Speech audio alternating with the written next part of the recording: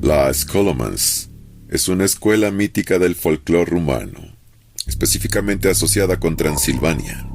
Según las leyendas locales, era una academia secreta situada en los montes Cárpatos, cerca de la ciudad de Sibiu, donde el diablo en persona impartía enseñanzas sobre magia, alquimia y artes oscuras. La tradición oral rumana describe a las Scholomance como un lugar subterráneo o en una montaña remota, inaccesible para la mayoría, pero donde se formaban hechiceros y magos.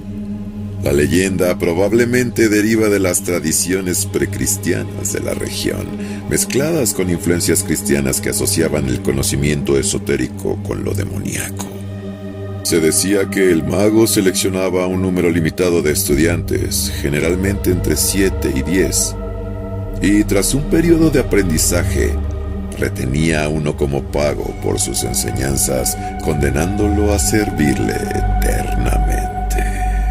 Aunque no hay evidencia histórica de una institución real llamada Scholomance, su ubicación en las leyendas está vinculada a los montes Cárpatos, un área que Stoker usó como escenario para el castillo de Drácula. La ciudad de Sibiu, con su rica historia medieval, reforzó la atmósfera misteriosa de la región. El nombre Scholomance puede estar relacionado con la figura bíblica de Salomón, conocido por su sabiduría y supuestos poderes mágicos, lo que sugiere una mezcla de folclore judío, cristiano y pagano. En el folclore rumano, los Solomonari eran hechiceros que controlaban el clima y tenían poderes sobrenaturales, lo que conecta con la idea de las Scholomance como un centro de formación para estos individuos. En el folclore, los detalles sobre los integrantes de las Scholomance son vagos y están envueltos en mitos. Según las leyendas, los alumnos eran seleccionados por el diablo o acudían voluntariamente en busca de conocimientos prohibidos. Se decía que eran jóvenes con aptitudes para la magia o con una inclinación hacia lo sobrenatural. No hay nombres específicos de estudiantes en las tradiciones orales, ya que la Scholomance es más un arquetipo mítico que una institución documentada. Los graduados de Scholomance se convertían en Solomonari, hechiceros errantes que viajaban por Rumania, controlando tormentas, curando enfermedades o causando estragos según su voluntad. Eran figuras temidas y respetadas, a menudo vistos como mediadores entre el mundo humano y lo sobrenatural. Si quisiéramos contar con un periodo histórico definido para las Scholomance, no existe tal, ya que es un concepto mitológico sin base histórica verificable. En el folclore se la describe como una institución atemporal, existente desde tiempos inmemoriales y asociada con la era medieval, cuando las creencias en brujería y demonología estaban en su apogeo en Europa del Este, entre los siglos XV y XVII. La región de Transilvania, con su mezcla de culturas entre rumanos, húngaros, sajones y magiares, era un caldo de cultivo para este tipo de historias. Las historias de las Scholomance persistieron en la tradición oral rumana hasta el siglo XIX. Las Scholomance no era una institución con vínculos sociales claros, ya que su naturaleza secreta la aislaba de la sociedad. Sin embargo, se pueden inferir algunas dinámicas. Las Scholomance estaba apartada del mundo tanto física como socialmente. Los Solomonari que emergían de ella eran figuras marginales, temidas por las comunidades locales debido a sus poderes. No formaban parte de una estructura social convencional, sino que actuaban como individuos solitarios o nómadas. Estos Solomonari podían ser vistos como benefactores, curando enfermedades o protegiendo aldeas, o como amenazas, provocando tormentas o castigos. Esta dualidad refleja una relación ambivalente con la sociedad, donde eran respetados, pero también temidos. En algunas leyendas, los Solomonari servían a reyes o nobles, usando sus poderes para influir en batallas o eventos climáticos.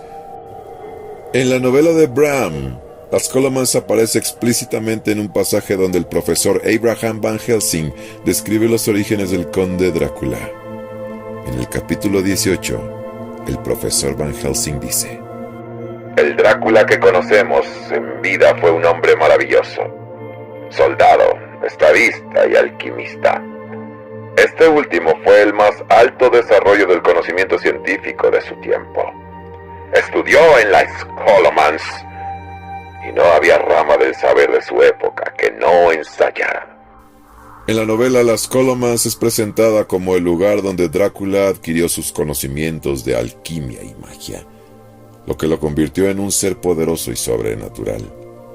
Bram utiliza este elemento para darle profundidad al personaje, sugiriendo que su vampirismo no es solo una maldición, sino el resultado de un pacto con fuerzas oscuras, posiblemente con el diablo, en las Scholomans. La mención de las Scholomans refuerza la idea de Drácula como un villano oculto y sofisticado, y no tan solo un monstruo. Su educación en las Scholomans lo conecta con el pasado mítico y lo distingue de los vampiros más primitivos del folclore. Aunque Stoker vincula a Drácula con Vlad III el Empalador, la referencia a las Scholomans es un añadido ficticio que enriquece el trasfondo del personaje. No hay evidencia de que Vlad III estuviera asociado con las Scholomans en la historia real, pero Stoker usó esta leyenda para darle un aura esotérica. Bram descubrió las Scholomans a través de sus investigaciones para Drácula. La fuente principal, el libro The Land Beyond the Forest, de la escocesa Emily Gerard, que vivió en Transilvania y documentó las supersticiones locales. En su obra, Gerard describe las Scholomans como una escuela mítica dirigida por el diablo donde se enseñaban artes oscuras. Bram, que nunca visitó Transilvania, se basó en este libro para dar autenticidad a los elementos folclóricos de su novela. Stoker pasó varios años recopilando notas para Drácula, textos históricos, etnográficos, y además de Gerard, se cree que se inspiró en conversaciones con el orientalista húngaro Arminius Bunbury, aunque la influencia del mismo Bunbury se centra más en la figura de Vlad Tepes que en las Scholomans.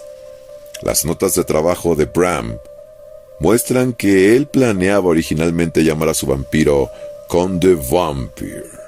Fue en la biblioteca de Whitby durante unas vacaciones donde encontró el libro An Account of the Principalities of Wallachia and Moldavia de William Wilkinson, que mencionaba a Vlad Drácula.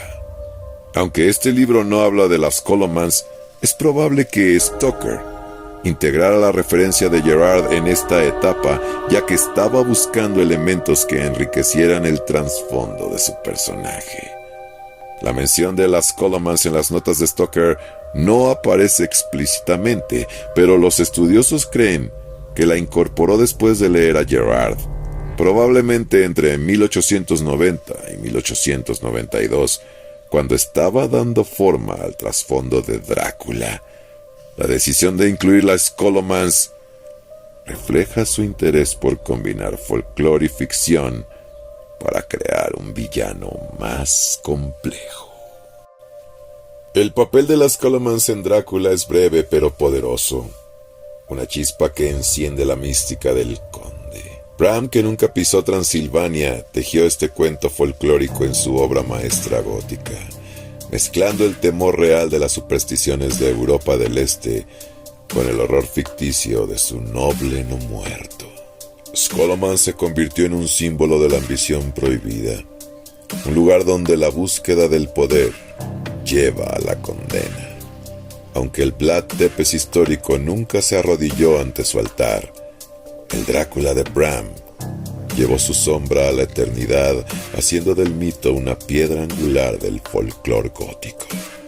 Y en algún lugar, en la noche de los Cárpatos, la escuela del diablo espera, con sus puertas abiertas para quienes osen aprender y pagar el precio.